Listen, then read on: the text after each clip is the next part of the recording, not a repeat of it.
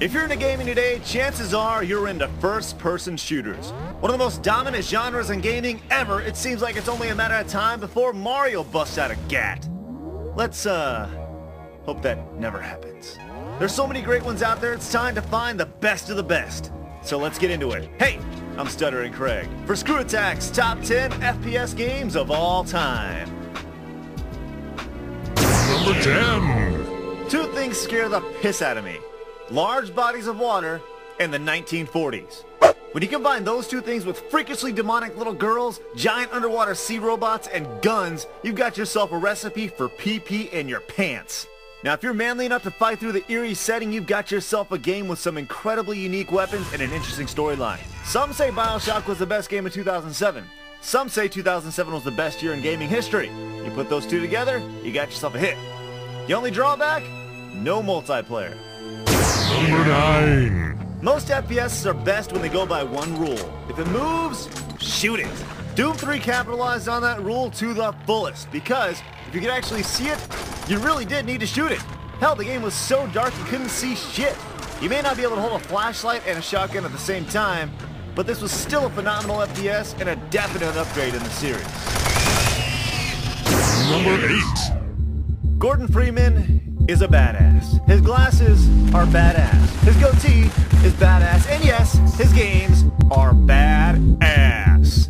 The first Half-Life was a very popular title and received good reviews, but it lacked one thing. The gravity gun. Half-Life 2 has it, and that's why it's on the list. It made anything you could pick up into a projectile of death. Ho ho! Oh my! That's hilarious. Got him! Sucker! The gravity gun is amazing. Number 7. We move from a badass to the coolest character in video games. Duke Nukem gave games an edge. Yeah, GTA 4 is great, but those pixelated boobies meant so much more to me at the time. Well chronicled in our top 10 list, Duke Nukem needs to be here just for the standard of incredible he set in the 90s. Now, if we could only get Forever out sometime in the 2000s. Our only fear is that the game's been waited on for so long that no matter how jaw-dropping the game is, people are going to be so jaded by the amount of time they had to wait for it that it's going to be a joke of itself. Number 6. Sure, it looks like shit, but Counter-Strike is straight up fun. So fun it's still being played competitively. A huge plus many players liked is the ability to mod the game. Cheating? Yes. Hilarious? Abso-freaking-lutely. In addition to educating people that you can actually run faster with a knife in your hand, Counter-Strike also played a big role in gamer culture and the fact that it really started to get machinima going. Number 5. A game that firmly entrenched PC gaming as superior in the 90s, Quake was one of the first games that allowed you to go online to beat some ass as opposed to just owning in LAN. How many games can you think of that have actually spurred their own convention that is still going strong today? Why is it still popular? Because it's extremely customizable. So much so that gamers are still making new modded levels and skins. That's crazy. A true trendsetter, some say Quake is John Carmack and John Romero's best game. Others say this is. Number 4. One of the originators, Carmack and Romero, really took the idea of going through a 3D maze and shooting the hell out of things and turned it into really, really expensive Ferraris. Wolfenstein 3D pretty much said, this is how an FPS should be made. And developers listened. So much so that they made Nazis the enemy in pretty much every FPS game ever. Until our next game. Number 3. Woo! Talk about a breath of fresh air. The Call of Duty series, while always solid, took a leap into WoW with number 4. With a wicked story and action that really made you feel like you were part of a war, Call of Duty 4 had a great campaign. But it really excelled where all good FPS excel.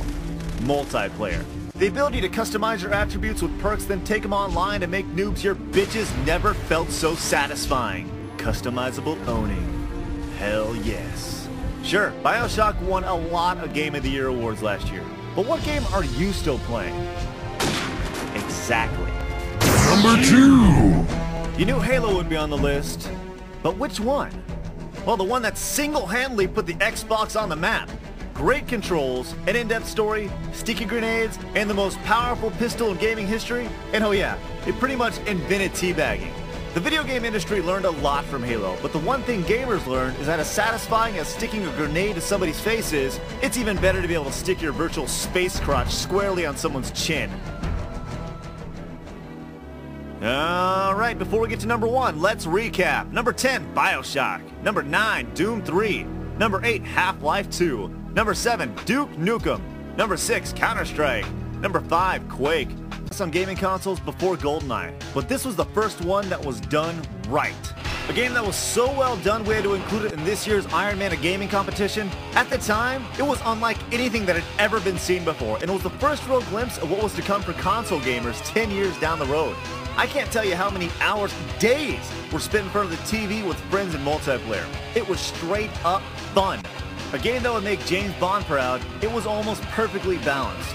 With the exception of that little bastard Oddjob. If you play with him, you're a bitch.